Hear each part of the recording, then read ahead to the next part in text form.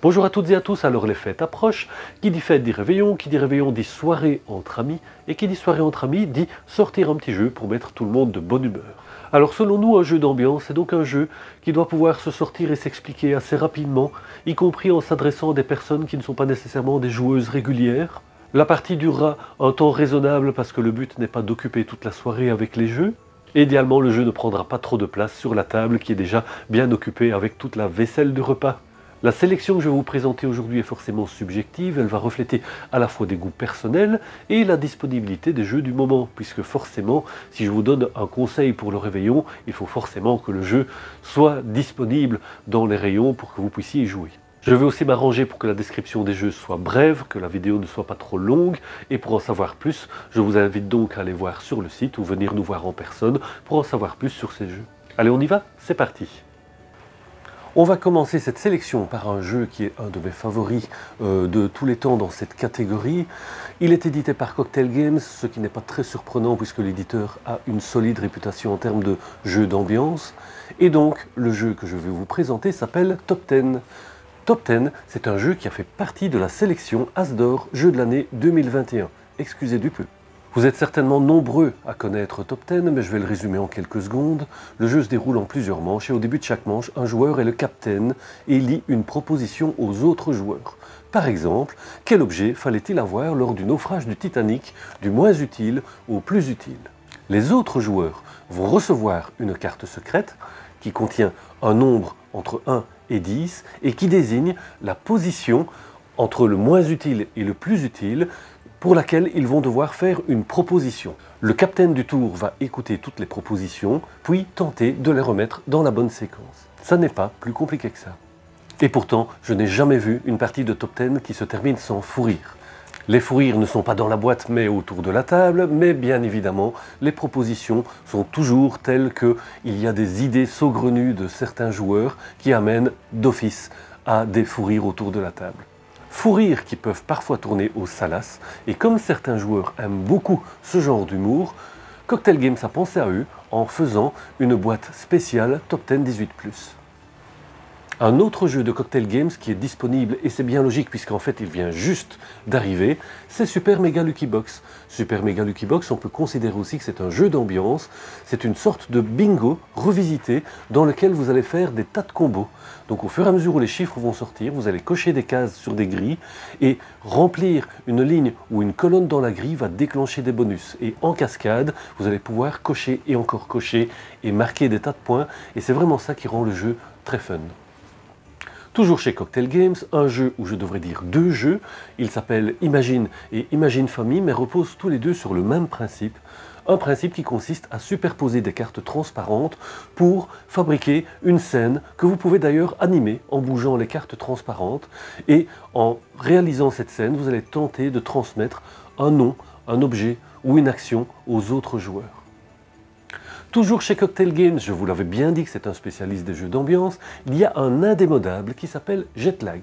Jetlag, c'est un jeu de quiz, mais pas n'importe quel quiz, c'est un quiz décalé, puisque quand on vous pose une question, vous devez donner la bonne réponse à la question précédente. C'est donc le décalage des réponses qui va créer des réponses complètement décalées et rigolotes, et c'est ça qui va créer donc l'ambiance de Jetlag.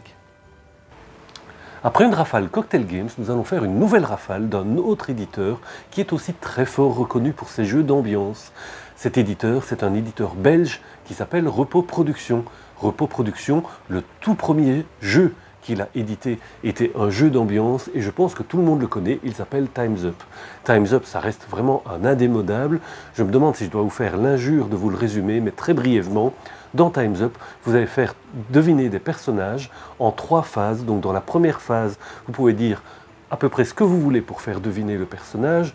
Dans la deuxième phase, on va faire deviner les mêmes personnages en donnant un seul mot indice. Dans la troisième phase, on va mimer toujours avec les mêmes personnages. Il y a donc un petit côté mémoire et association rigolote. De nouveau, Time's Up, je pense que je n'ai jamais fait une partie qui se termine sans fou rire.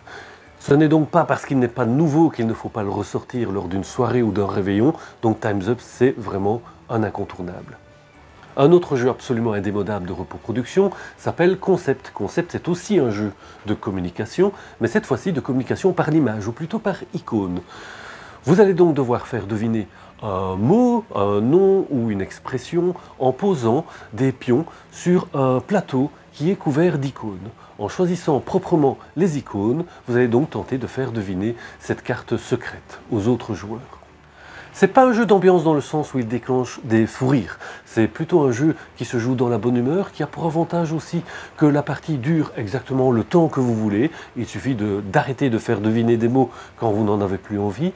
Il a aussi pour avantage que des nouveaux joueurs peuvent venir rejoindre la partie en cours et ça n'a aucune importance. Un troisième indémodable de Repos Production, c'est Just One. Je pense de nouveau que tout le monde le connaît. Le but de nouveau est de faire deviner un mot à un joueur. On est en coopération. Pour ça, on va préparer des mots indices pour ce joueur. Malheureusement, et c'est pour ça que le jeu s'appelle Just One, quand plusieurs joueurs choisissent le même mot indice, ce mot indice ne peut pas être montré à celui qui cherche. Il faut donc trouver des mots indices qui soient pertinents mais en même temps originaux pour ne pas tomber en collision avec les autres joueurs. C'est hyper simple à expliquer, c'est très amusant, ça fait vraiment partie des cartons de Repos Production également. Un autre jeu très populaire de Repos Production, c'est Saw Clover. Saw Clover, c'est de nouveau un jeu de communication sur base de mots. Dans Saw Clover, vous allez placer des cartes tournées dans un sens aléatoire autour d'un trèfle. Du coup, sur chaque côté du trèfle, vous aurez deux mots pour lesquels vous devrez inventer une association. Une fois que vous aurez inventé ces associations, vous retirerez les cartes et les autres joueurs vont essayer de repositionner les cartes pour retrouver les associations que vous avez faites. Le dernier arrivé des jeux d'ambiance de Repos Production s'appelle Fun Facts. Fun Facts a un petit air de top 10, si ce n'est qu'il amène une dimension de réponse personnelle, en ce sens que la proposition qui va vous être faite impliquera que vous imaginiez quelle est votre réponse à vous par rapport à la proposition. Si par exemple on vous demande combien d'années de votre vie vous donneriez pour avoir 1 milliard d'euros, eh bien les personnes pourraient donner des réponses différentes. Donc chacun écrira sa réponse secrète et on essaiera de reconstituer le bon ordre sans voir les réponses.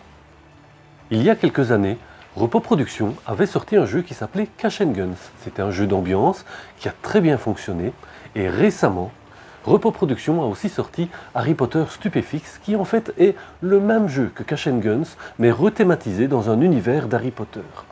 À mon sens, cette rethématisation est très réussie. On trouve à l'intérieur de la boîte des baguettes magiques et des cartes qui reproduisent très bien l'univers d'Harry Potter. On retrouve bien évidemment les 4 maisons de Poudlard, et d'ailleurs une partie de Stupéfix va constituer en un affrontement de sorcellerie entre les 4 maisons de Poudlard. À chaque tour de jeu, les joueurs vont préparer une carte qui désignera quel sort ou pas chaque joueur veut lancer à un autre joueur. Et une fois que l'on aura fait le bilan des lancers de sorts, il y aura résolution et partage des récompenses entre les survivants de ces lancers de sorts entre ces joueurs. Nous allons passer maintenant à un nouvel éditeur, mais il y a une histoire qui va nous permettre de passer de l'un à l'autre. Je vous ai dit que Repos Production était un éditeur belge, mais récemment, Repos Production a rejoint la sphère du groupe Asmodée pour devenir un studio de développement. Et les 2 fondateurs de Repos Production ont donc entamé chacun de nouvelles aventures.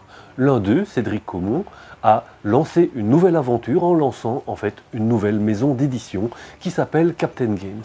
Et le premier jeu de Captain Games s'appelle 13 mots. Nouvel éditeur belge et aussi nouvel auteur belge, Romain Lousser. Et donc le jeu s'appelle 13 mots parce qu'au début de la partie, il y a un mot au centre du plateau entouré de 12 mots. À chaque tour de jeu, un joueur, capitaine du tour, va imaginer la meilleure association possible entre le mot qui se trouve au centre du plateau et l'un des 12 mots qui se trouvent autour. Il va inscrire son choix sur une roue, secrètement, et les autres joueurs vont aussi inscrire un choix en espérant qu'il soit le même que celui du capitaine. Il y a donc une empathie à avoir, il ne faut pas nécessairement faire le choix qui vous semble le meilleur pour vous, mais faire le choix qui vous semble le meilleur d'un point de vue du capitaine. On révèle les réponses et bien évidemment les bonnes réponses permettent de gagner des points. C'est un jeu de coopération et donc au bout des 12 tours de jeu, on essaie de maximiser notre score collectif. Et puisqu'on est dans les jeux de mots, je vais vous parler de l'Hippogramme, qui est un jeu proposé par Kif Édition, dans lequel on essaie de faire deviner des mots en proposant d'autres mots, mais avec des lettres interdites.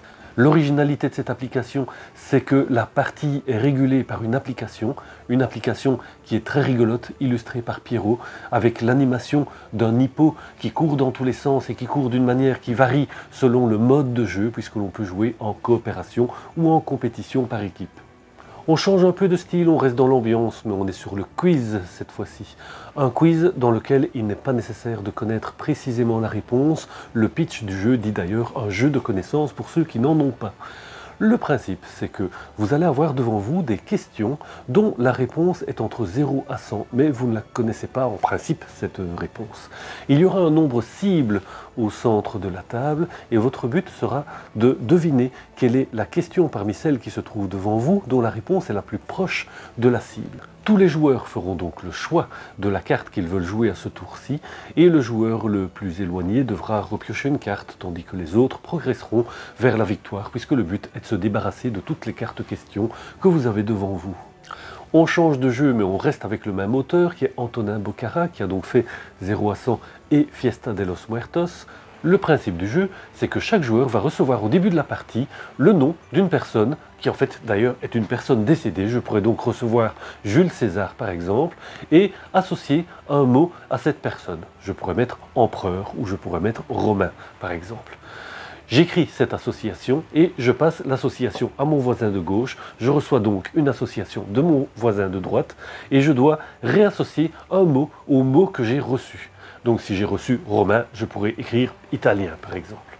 On va faire cela pendant 4 fois. On va donc obtenir des mots finaux qui peuvent s'être éloignés fortement du nom original et le but va justement être de retrouver l'association entre le mot final et le nom qui avait été proposé au départ. On change de jeu et on change de style, mais on tourne toujours autour de la table. Cette fois-ci, on tourne autour de la table avec une expression qui peut être taco, chat, book, cheese, pizza ou taco, chapeau, gâteau, cadeau, pizza. Je l'ai bien dit. Donc, chacun annonce un mot l'un après l'autre et quand la carte que vous retournez correspond au mot que vous venez de dire, paf, tout le monde tape avec la main au centre de la table et le joueur le plus lent se chope toutes les cartes qui ont été jouées. Le but, vous le devinez, c'est de se débarrasser de toutes ces cartes. Et tant qu'on est à taper sur la table, on va continuer avec Battle Fries, un jeu dont le thème est belge, dont l'éditeur est belge, dont l'auteur est belge, donc c'est tout du belge. Dans Battle Fries, il faut tremper sa frite dans sa sauce préférée, mais il faut être le seul, donc à chaque tour de jeu, il y aura une espèce de pari simultané où chacun, paf, va désigner une sauce et on ne gagne que si on est le seul à avoir choisi une sauce. Et tant qu'on a à faire du bruit, allons-y joyeusement, avec Soundbox. Dans Soundbox, il y a un ensemble de cartes qui désignent des bruits au centre de la table. Chaque joueur va recevoir une carte avec un numéro désignant le bruit qu'il va devoir reproduire. Chaque joueur sauf un, en fait, qui va se masquer les yeux. Et au top départ, tous les joueurs vont faire le bruit désigné simultanément. Et le joueur qui s'est masqué les yeux va bien évidemment tenter de deviner quels sont les bruits qui ont été réalisés pendant qu'il fermait les yeux. Bag of Chips ou Packet Chips, selon le pays dans lequel vous l'achetez, c'est un jeu qui a fait un gros succès cette année. Les auteurs ont à mon avis la patate. Dans Bag of Chips, il y a un petit peu du Hold'em Poker. Je ne sais pas si vous connaissez le principe. Dans le Hold'em Poker, les cartes se dévoilent progressivement et les joueurs font des mises au rythme où les cartes apparaissent. Dans Bag of Chips, c'est un petit peu pareil. Les cartes que vous avez décrivent des combinaisons de chips. Et les chips vont sortir progressivement. À vous de conserver les objectifs de combinaison de chips que vous pensez qui vont se réaliser, ainsi que celles que vous pensez qui ne vont pas se réaliser. À chaque manche, vous marquerez des points en fonction du succès de vos paris. Et bien évidemment, il faut réussir régulièrement ces paris pour gagner la partie. Et on termine cette sélection avec un coup de cœur personnel. Le jeu s'appelle Mo, ce n'est pas un nouveau jeu du tout, sauf qu'il vient d'être réédité. Réédité dans une belle boîte à meux, donc une boîte qui fait meux quand on l'ouvre. C'est un petit jeu tactique de Bruno Catala. Les cartes représentent des vaches. À votre tour, vous allez poser une vache à la gauche du troupeau, avec une carte plus petite que toutes les autres, ou à la droite du troupeau avec une carte plus grande que toutes les autres, ou une carte spéciale qui vous permet de faire divers trucs. Le truc, c'est que si vous ne pouvez pas jouer une carte, vous devez vous choper tout le troupeau, et quand on se chope un troupeau de vaches, on se chope des mouches. Et le but, c'est de gagner le moins de mouches possible. C'est tout simple, c'est adorable, on ne s'en lasse pas. Et ça clôture ainsi notre sélection des jeux d'ambiance à jouer au réveillon ou à jouer dans une soirée entre amis. Merci beaucoup d'avoir regardé cette vidéo et je vous invite à passer au magasin Jeux de Nîmes pour profiter de nos conseils personnalisés. Et si vous habitez trop loin, il y a un site internet de Jeux de Nîmes sur lequel vous pouvez aussi faire vos choix parmi de nombreuses sélections et même acheter en ligne. Pensez à vous inscrire à la chaîne, merci et à la prochaine fois.